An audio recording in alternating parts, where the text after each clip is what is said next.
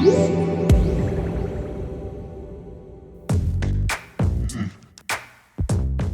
there, I'm here with Phil Jones with Sony, and we've been taking a look at the new X900F, that's the flagship Sony LED television this year. And Phil, I just wanted to dig into some of the more geeky questions that I often get asked. Okay.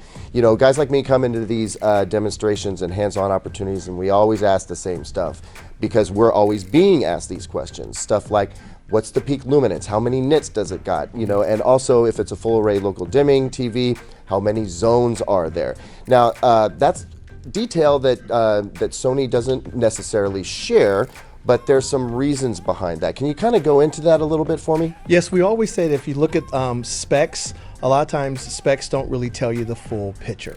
So for example, you can have a very bright measurement on an HDR TV, but its roll off, its tone mapping may be very severe, and you may end up with a darker image, and you may not have as much highlight detail. So what you see on the measurement may not be what you see in real life. Right, so I could have a TV that has a peak luminance of, let's say, 1,500 nits, you know, or 2,000 nits, right? Next to a TV that doesn't necessarily have that high nit output, but I could actually get a better picture quality out of the lower peak luminance TV? Exactly. It's basically utilizing the full potential of the device that you buy or utilize. You can buy the brightest display, but if you don't know how to fully utilize it, it's like going out and buying the fanciest USDA Prime fillet and burning it. So you could have the great spec and buy the great part, but if you don't know how to utilize that part, you're not going to get the full potential. And let's be honest, if you look at the contrast wars, there's ways to play with measurements to get a brighter reading. So you can have a 1500 nit TV that will only be 1500 nits for 10 seconds, and you can't compare that to a TV that's 1200 nits that will be that way for 6 hours. Two different measurements, or two different numbers, because the measurements have been adjusted slightly. Right, it's almost kind of like cooking the books. Now, for peak luminance is one thing, but then we can talk about with a full array local dimming set, people tend to think, well, the more zones it has, the more LED backlights that are out there and the more zones of control, then naturally that you're going to get a better performing TV with more zones. So tell me why, number one, you guys don't get into the zone talk quite so much, and why it's not necessarily true that having, say, 150 zones could actually work out better than having, say, 200 zones. Okay. Yeah, so the first thing is, how do you control the zones? You can have dozens of lights behind your TV, but how well can you control those lights? How fast do they respond? The next thing is, for example, in our TVs, we do local dimming and local boosting using those lights. So you may get better blacks and brighter highlights and brighter and higher contrast. Some people may have twice the zones, but they're only local dimming. They're not doing local dimming and local boosting. So unless you're utilizing the zones the same way, you can't really compare that way. We always say things such as brightness, zones can be compared across a manufacturer. One brand, if this one has more zones than this one, most likely you're going to get better performance. Or if they say this one measures at 15 and this one measures at 2000, in that brand you will see a visual brightness increase. But each manufacturer measures things differently, or they'll do it for what's best for them, and you really can't. It's like comparing apples and oranges. You just can't compare a lot of these specs across brands. And the subtext here is processing, right? The brains behind this whole operation and how that gets the picture onto the screen. We talk about how two TVs could have the exact same panel, but one looks significantly better, or at least different than the other, because the processing is different.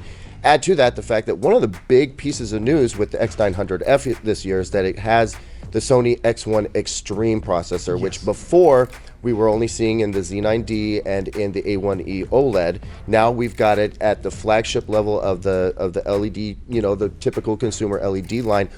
What does that do for people in terms of picture quality? Why is that so important? Well, we always said that we want to maximize the potential of the devices that we're using, and the goal is to recreate the creator's intent.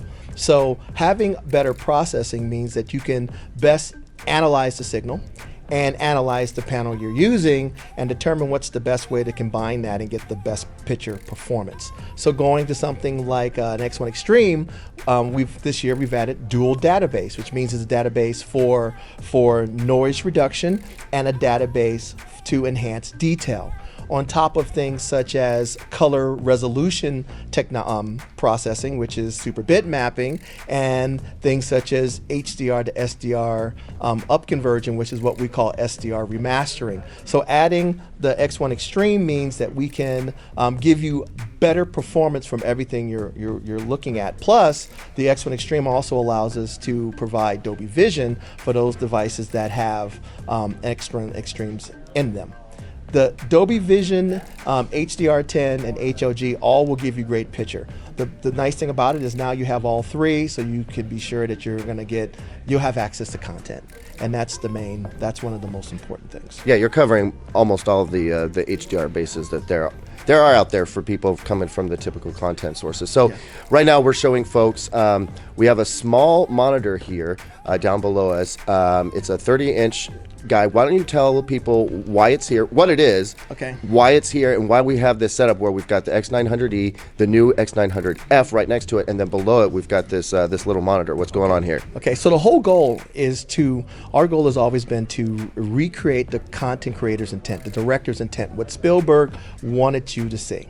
Well, not only do we make televisions, we also make the cameras, we make the movies, and we also make the professional equipment. The display below is what's called a BVM X300. It is an RGB OLED. It's the world's largest RGB OLED. They retail, it's about 30 inches. It costs about $30,000 to $40,000.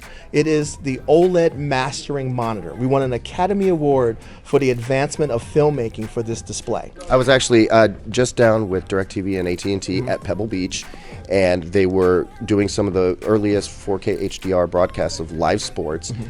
Guess what I saw there? Yes, this is, if you go to pretty much any major studio and you look at whether it's Dolby Vision, HDR10, HOG, you will see this display here. This is literally the answer key. So if we keep saying that our goal is to recreate the artist's intent, we want to show you the display they're looking at, and we can show you that while you're not going to get the exact performance of a $30,000 30-inch professional display, the goal is to give you as much of that impression as possible on an 85-inch X900F. Awesome. So that's a little bit of the behind the scenes of what this demo is all about here.